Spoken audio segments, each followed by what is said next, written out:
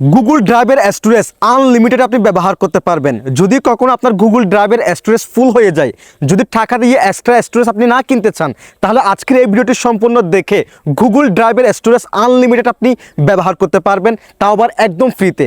সেটা কীভাবে সম্ভব আমি আপনাদেরকে দেখিয়ে দিচ্ছি। নিয়মিত এরকম ইম্পর্টেন্ট ভিডিও পাওয়ার জন্য ফলো করে রাখতে পারেন, যা আপনার অনেক কাজে দিবে।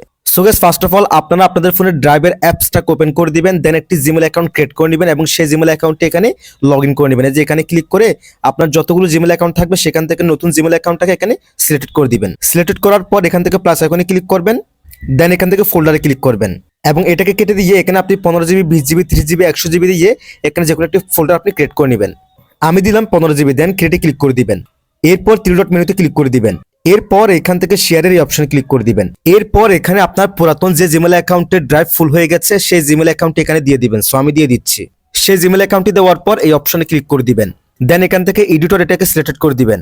এরপর এখান থেকে সেন্ডে ক্লিক করে দিবেন।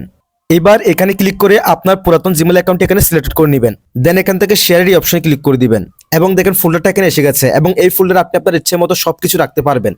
আবার এটাও যদি ফুল হয়ে যায়, আবার আপনি নতুন একটি জিমেল অ্যাকাউন্ট করে সেখানে একটি ফোল্ডার ক্রিয়েট করে এখানে শেয়ার করবেন। দেন এভাবে আপনি আনলিমিটেড ইউজ করতে পারবেন আপনার গুগল ড্রাইভের স্টোরেজ। That's it.